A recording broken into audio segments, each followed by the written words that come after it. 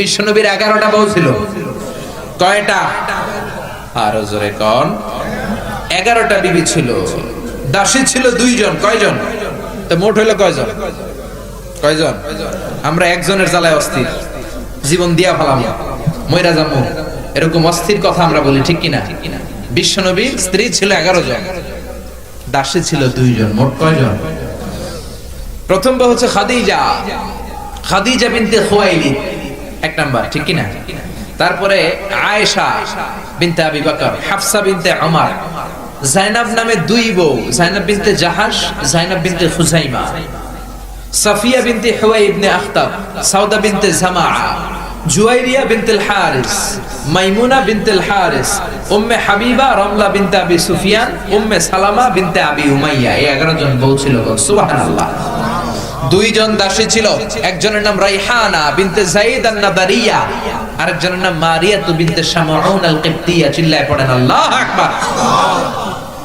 অনেক ইহুদি খ্রিস্টান নাস্তিকের দলেরা বলে, নাস্তিকের বাচ্চারা বলে বিশ্বনবী নাকি নারী পূজারী ছিলেন, নারীর দেহভোগ করার জন্য এতগুলো বিয়ে করেছেন।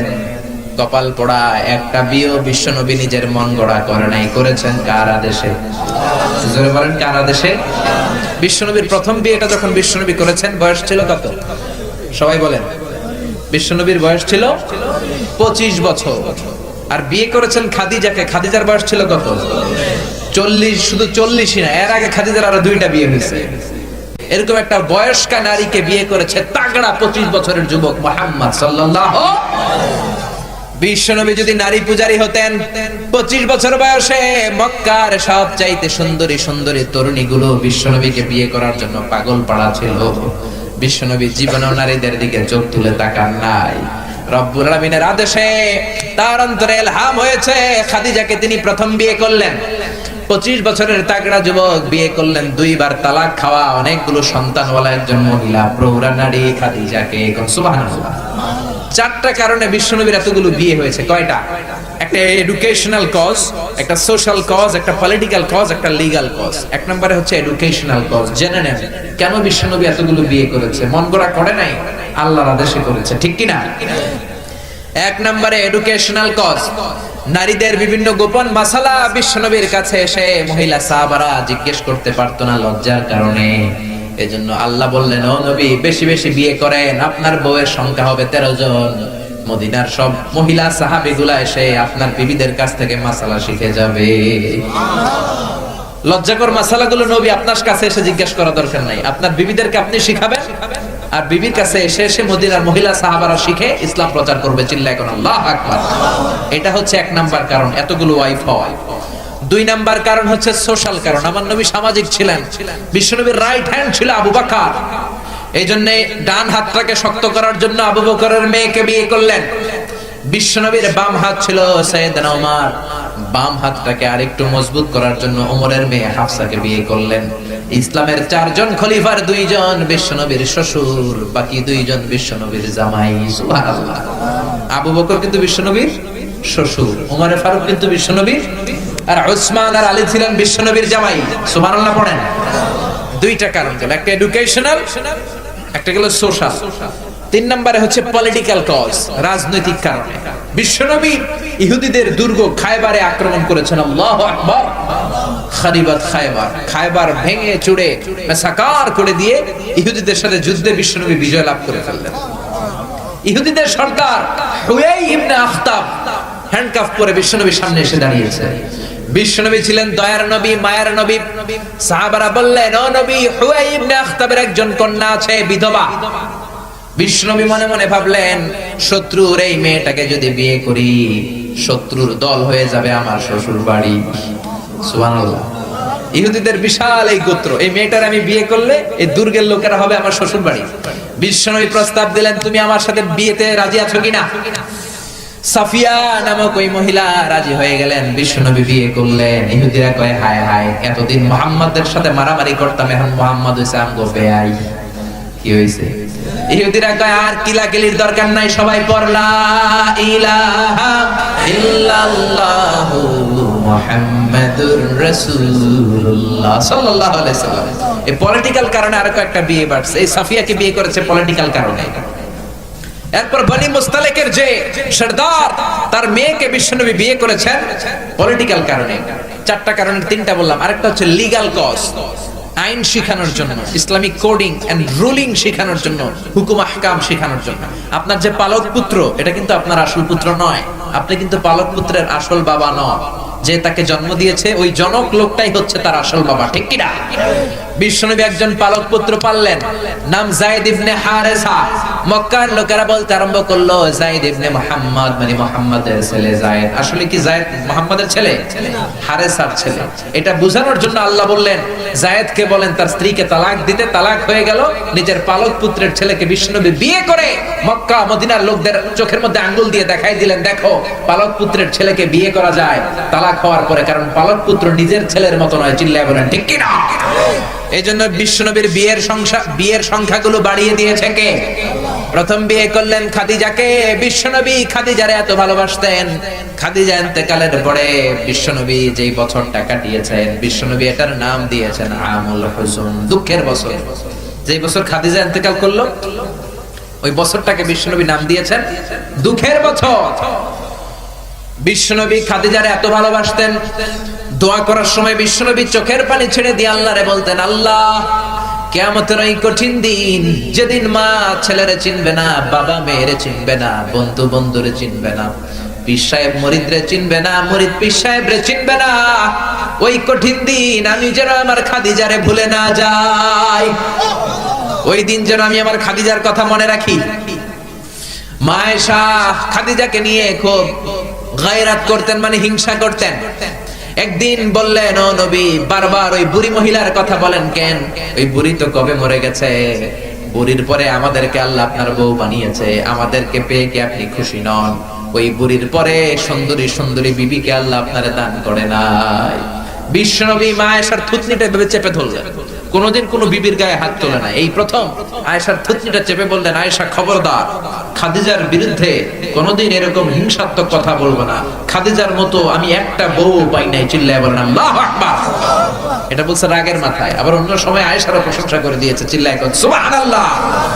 খাদিজা যখন ইন্তেকাল করে বিশ্বনবী গোসল করালেন, কাফন হলো, দাফন হলো, কবর দিলেন, নিজে দাঁড়িয়ে দোয়া করলেন।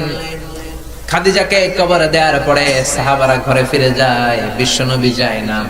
আবু বকর বললেন, ও নবী চলেন ঘরে ফিরে যায়। বিশ্বনবী বললেন, আবু বকর তুমি যাও, আমি যাব না, কারণ যেই মহিলাটাকে মাত্র কবরে শোয়াই দিলাম সাধারণ কোন মহিলা না, আমার বিপদের দিনের সঙ্গিনী খাদিজা। মক্কায় যখন আমার কেউ ছিল না তখন ছিল সে, যখন আমার কেউ ছিল না তখন সাথী খাদিজা। কেউ আমার আশ্রয় দেয় নাই, অর্থ দেয় নাই, শেল্টার দেয় নাই। খাদিজা আমব্রেলার মতো, ছাতার মতো, মেঘের মতো আমাকে সব সময় ছায়া দিয়ে রেখেছে। মক্কার লোকেরা আমারে 3 বছর জেল খাটালো, ওই জেলখানার ভিতরে কেউ যায় নাই, খাদিজা গিয়েছে। আল্লাহু আকবার। 3টা বছর খাদিজা আমার সাথে জেল খেটেছে। আবু বকর পৃথিবীর কোন মহিলাকে রব্বুল আলামিন আরশের উপর থেকে সালাম দেয় নাই, একটা নারীকে শুধুমাত্র আরশের উপর থেকে আল্লাহ সালাম দিয়েছে, সেটা হলো আমার এই খাদিজা। সর্বপ্রথম যেই নারী আমার হাতে হাত রেখে কালিমা পড়েছে এটা হলো আমার খাদিজা। ও আবু বকর তুমি ঘরে ফিরে যাও, আমি যাব না, আমি নবী দাঁড়িয়ে থাকবো। খাদিজার কবরের 3টা প্রশ্নের জবাব, মার রব্বুকা ওয়া মা দীনুকা ওয়া মান হাযার রাজুল, এই খাদিজার কবরের 3টা প্রশ্নের জবাব আমি নিজে দিয়ে তারপরে আমি ঘরে যাব রে আবু বকর।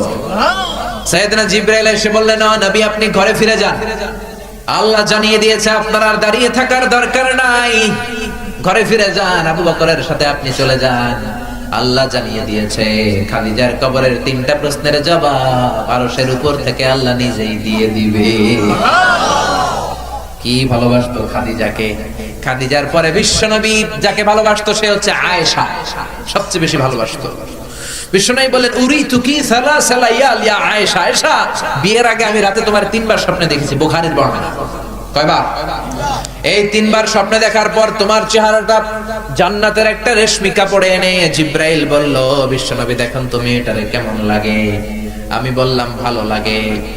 জিবরাইল তার কয়েকদিন পরে বললেন, ও নবী আকাশ থেকে ডাইরেক্ট প্রপোজ, সরাসরি প্রস্তাব, বিয়ে করবেন নাকি? কার মেয়ে? জিব্রাইল কয় আবু বকরের মেয়ে। বিশ্বনবী বললেন, ও জিব্রাইল, তুমি যদি ঘটক হও, আল্লাহ যদি হয় বিয়ের কাজী, আমি মুহাম্মদ রাজি। বিয়ে হয়ে গেল, সুখ আর সুখ। বিশ্বনবীর একমাত্র কুমারী বউ মা আয়েশা যখন বিশ্বনবীর সাথে এক ল্যাপের নিচে শুয়ে থাকতো, তখনও কোরআনের আয়াত নাজিল করতো কে? বিশ্বনবী যখন অন্যান্য স্ত্রীদের সাথে এক ল্যাপের নিচে শোয়া, তখন কিন্তু কোরআনের আয়াত নাজিল হতো না।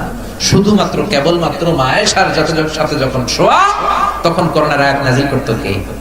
চিল্লায় বলেন কে? মা আয়েশা বলেছেন, 5টা জিনিস আল্লাহ আমারে দিয়েছে, পৃথিবীর কাউরে আল্লাহ দেয় নাই। 1 নাম্বার, আমি বিশ্বনবীর একমাত্র কুমারী বউ, বাকি বউগুলা ছিল বিধবা। আমি ছাড়া বিশ্বনবীর কোনো কুমারী বউ ছিল না। 2 নাম্বার, আমার ঘরে বিশ্বনবীর কবর। যারা হজ উমরা করতে যান, বিশ্বনবীর সালাম পড়তে যান, এখন এটা মসজিদে নববীর ভিতরে অ্যাটাচ হয়েছে। যেই জায়গায় বিশ্বনবী আজ আবু বকর আর ওমরকে ডান দিকে রেখে শুয়ে আছেন, এটাই ছিল মা আয়েশার ঘর। সুবহানাল্লাহ। আমার ঘরে বিশ্বনবীর কবর। 3 নাম্বার, আমার কোলেই মাথা রেখে বিশ্বনবী শেষ নিঃশ্বাস ত্যাগ করেছে। 4 নাম্বার, আমার কারণে তোমরা তায়াম্মুমের বিধান পেয়েছো। এই যে আমরা ওযু না করতে পারলে, পানি না পেলে তায়াম্মুম করি, এটা মা আয়েশার কারণে আমরা পেয়েছি। সুবহানাল্লাহ। বনুল মুস্তালিকের যুদ্ধ থেকে বিশ্বনবী ফিরে আসছেন, প্রতিমধ্যে মা আয়েশা গলার লকেট হারায় ফেলছে। লকেট চিনেন নাকি চেইন চিনেন? হার চিনেন? হার, আচ্ছা হার, স্বর্ণের হার হারায় ফেলছে। বিশ্বনবী বলেন, কাফেলা থামাও, আমার স্ত্রী হার হারিয়েছে, হার খোঁজো। সবাই হার খুঁজতে খুঁজতে ওদিকে মাগরিবের সময় চলে যায়। এখন কি করবে? যেই জায়গায় হার হারাইছে ওই জায়গায় পানিও নাই, পানি অনেক দূর। বিশ্বনবীর প্ল্যান ছিল কাফেলা যেতে যেতে পানির জায়গায় থামবো, ওযু করে নামাজ পড়বো। কিন্তু হার খোঁজার কারণে এখন পানিও নাই। তখনও তায়াম্মুমের বিধান মুসলমানরা জানে না, আল্লাহ জানায় নাই, নাজিল করে নাই। সবাই আবু বকরকে বকাবকি শুরু করলো, ও আবু বকর, দেখো তোমার মেয়ের কাণ্ড, তোমার মেয়ের হার হারিয়ে যাওয়ার কারণে আজকে আমাদের সবার নামাজ কাজা হবে, বিশ্বনবীর নামাজ কাজা হবে। কি কাজ করলো তোমার মেয়ে? আবু বকর যে আয়েশারে ধমকাতে লাগলো, আয়েশা কি করলি? আল্লাহ সাথে সাথে আবু বকরকে ধমক দিয়ে কোরআনের আয়াত নাজিল করলো, আবু বকর আয়েশারে ধমক দিও না, আয়েশারে ধমক দিলে আমার আরশ কেঁপে যায়। فإن لم تجدوا ماء فتيمموا صعيدا طيبا। আয়েশার সম্মানে আল্লাহ আয়াত নাযিল করলেন, فإن لم تجدوا ماء, এখন থেকে সফরে কোথাও যদি ওযুর জন্য তোমরা পানি না পাও, মাটি দিয়ে তায়াম্মুম করে নামাজ পড়বা, কবুল করে নিবে কে? এজন্য মা আয়েশা বলতেন, এমন গুণগুলো আল্লাহ আমাকে দিয়েছে, বিশ্বনবীর কোন বিবিকে আল্লাহ এই গুণগুলো দেয় নাই। এত ভালোবাসতো বিশ্বনবী আয়েশাকে, 1 বালতি থেকে পানি নিয়ে দুইজনে গোসল করত।